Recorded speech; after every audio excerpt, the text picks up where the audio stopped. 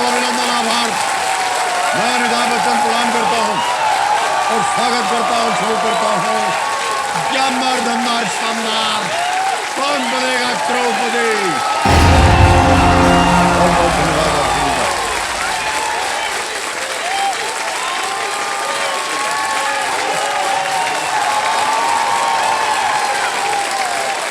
बार बार बताते रहते हैं कि हमारा नाम क्या है। भाई साहब, हमको मालूम है। देवियों सज्जनों, देखिए, एक कर्मठ व्यक्ति वही होता है जो अभाव में भी अपना प्रभाव छोड़ सके। जीवन में किसी चीज का अभाव होना हमारे हाथ में नहीं होता है, लेकिन उन परिस्थितियों में भी अपनी संकल्प शक्ति को बनाए रखना एक प्रभावशाली व्यक्तित्व की पहचान होती है। अभाव में प्रभाव छोड़ना कठिन जरूर है, लेकिन असंभव नहीं। ये जरूरी नहीं कि सारे रंगों के साथ ही एक अच्छे चित्र की रचना हो। एक अच्छा चित्रकार तो थोड़े से रंगों में ही एक उत्कृष्ट, एक सुंदर चित्र को साकार कर देता है। देखिए, हमारे साधन सीमित हो सकते हैं, लेकिन हमारा आत्मविश्वास, हमारे विचार, हमारा प्रयास, ये सब ईश्वर ने हमें असीमित दिया हुआ है और यही हमारी सबसे बड़ी संपत्ति। अभाव में भी एक व्यक्ति किस तरह से प्रभावशाली हो सकता है, इसका जीता जागता उदाहरण आज मेरे सामने बैठे हैं नंदन कुमार जी। आज नंदन कुमार जी को दुनिया भर के लोग अपने टीवी पर देख रहे हैं, लेकिन आप जानते हैं कि इनके घर में टीवी नहीं है। मैं चाहता हूं कि आज नंदन कुमार जी यहां अपनी जीत का ऐसा प्रभाव छोड़ें कि इनके जीवन के सारे अभाव जो है वो दूर हो जाएं। बहुत बहुत बधाई आपको भाई साहब। कल तक इन्होंने अपने ज्ञान का प्रभाव दिखाकर 80,000 रुपए जीत लेते और लाइफलाइन्स का भी इनके पास कोई अभाव, कोई कमी नहीं है, क्योंकि इनकी सभी लाइफलाइन जो हैं वो सुरक्षित और जीवित हैं। एक बार फिर तालियों के साथ हम इनका अभिनंदन करते हैं, स्वागत करते हैं। कल हम बहुत ज़्यादा भावुक हो चुके थे, क्योंकि ये जो सपना है 12-13 साल से हम सपना देख रहे थे जी। और ये सपना जो हम देखे थे किसी दूसरा के घर में, दूसरा के टीवी पर देखे थे, उस सपना को आज हम बहुत बढ़िया तरीका, बहुत शानदार तरीका से आपके सामने बैठकर जी रहे हैं उसको। हमारे सामने बैठने की कोई वो नहीं है। आपने अपनी शक्ति से, अपने जो आपके अंदर एक प्रभाव था, उसका नमूना आपने दिखाया कल जब हम आपके साथ खेल रहे थे। जी सर। बहुत बहुत बधाई आपको। जी सर। तो सबसे पहले तो इनके साथ जो आए हुए हैं कंपेनियन, इनके मित्र हैं, नीरज कुमार जी उनका नाम है। एक बार फिर आपका स्वागत है नीरज कुमार जी। प्रणाम सर। आपको मालूम है कि नंदन कुमार जी पुलिस के कांस्टेबल हैं, ये बिहार में, और बहुत डर के हम इनके सामने कोई भी प्रश्न रखते हैं कि कहीं पकड़ न लें हमको। आप अपने मित्र को लाए हैं नंदन कुमार जी। आपके परिवार में और कौन कौन है? मेरा परिवार सर बहुत छोटा है। एक पापा हैं और एक बड़ी बहन है। अच्छा। जिसका शादी अभी हाल फिलहाल में हुआ है। मेरी माँ नहीं है। जब बहुत छोटा थे, याद भी नहीं है, चेहरा भी याद नहीं है, उसी समय मेरी माँ गुजर गई।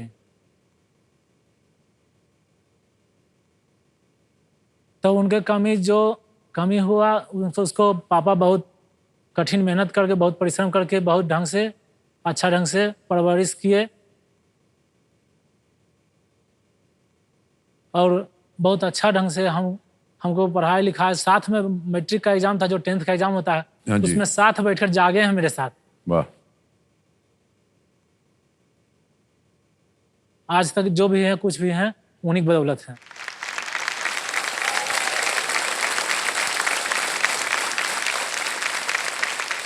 सर, मेरे लिए जो जितना भी कुछ किया पापा, उसके लिए बस आप एक अनुमति हो तो एक बात करना चाहते हैं कि पापा को मेरा नाम लेकर नमस्ते कर दीजिए। देख रहे होंगे वो? जी जी बिल्कुल।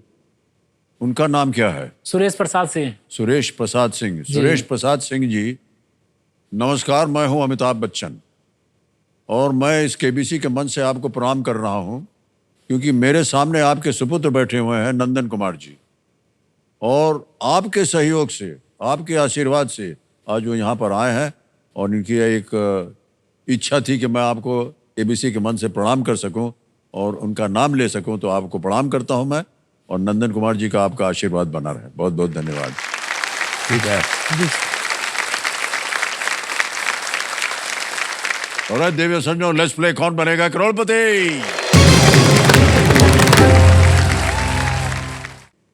आ रहा है 11वां प्रश्न 6,40,000 का। 11वां प्रश्न स्क्रीन के ऊपर ये रहा।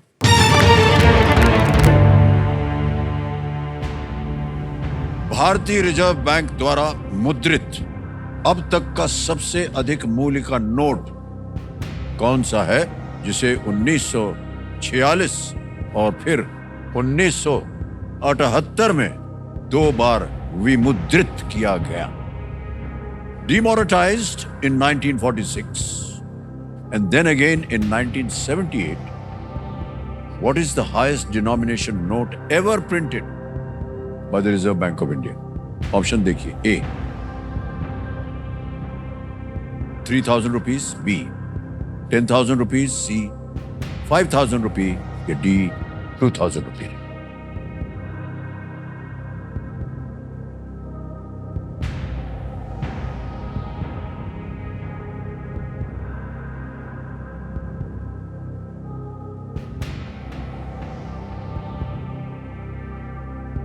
अब तक का सबसे अधिक मूल्य का नोट कौन सा है?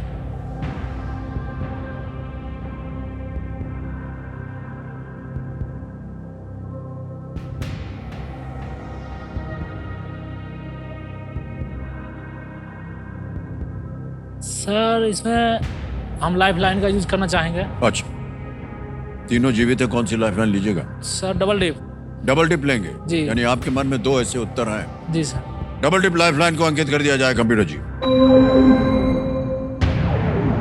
डबल डिप के बारे में तो आप जानते हैं, 2 अवसर मिलेंगे उत्तर देने के लिए। पहला उत्तर बताइए। 10,000। बी।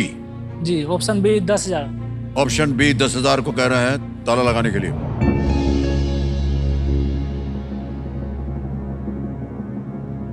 डबल डिप की जरूरत नहीं पड़ी है, बिल्कुल सही जवाब दिया आपने। वाह भाई।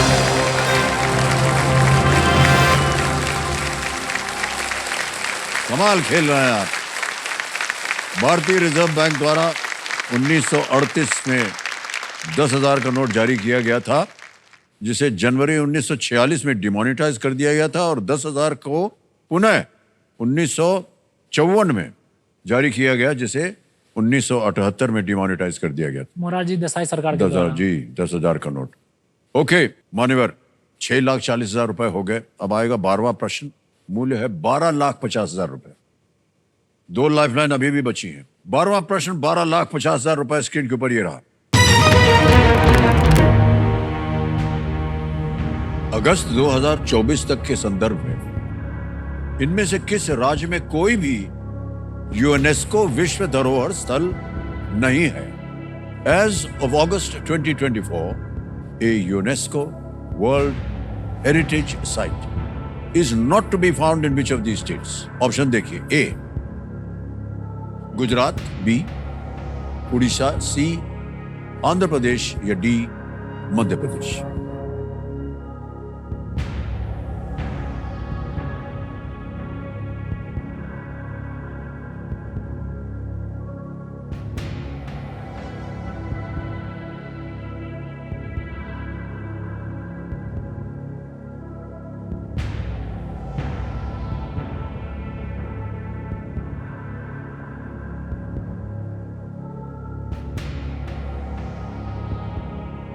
कोई भी जानकारी है इसके बारे में आपको? जी सर, गुजरात में तो है, मध्य प्रदेश में भी है, आंध्र प्रदेश और उड़ीसा के बारे में थोड़ा सा उड़ीसा लग रहा है।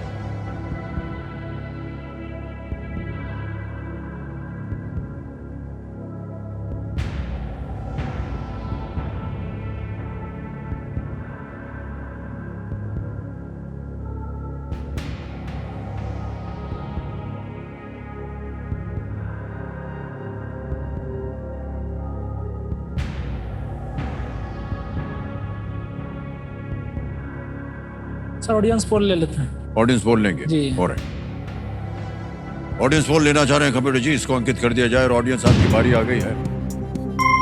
कठिन प्रश्न है, लेकिन सहायता दीजिए आप हमारे नंदन कुमार जी को।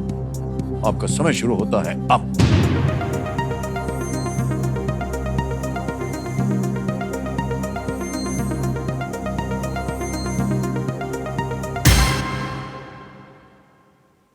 सी, आंध्र प्रदेश को दिया है जनता ने सबसे ज्यादा प्रतिशत, 58%, 58%। ए, बी और डी को मिला है 8, 14 और 20। सर ऑडियंस के साथ ही जाना चाहेंगे। ऑडियंस के साथ जाएंगे जी। आप। ऑलराइट, अधिकतर ऑडियंस कह रही है सी। आप बोलिए क्या करें? लॉक किया जाए आंध्र प्रदेश। सी, आंध्र प्रदेश। ताला लगाया जाए।